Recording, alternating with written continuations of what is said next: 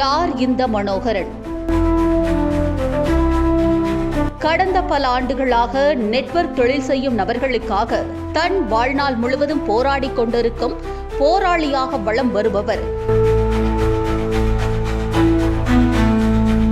All India network welfare association என்ற பெயரில் இயங்கி தற்போது வரை செய்துள்ள சாதனைகள் ஏராளம்.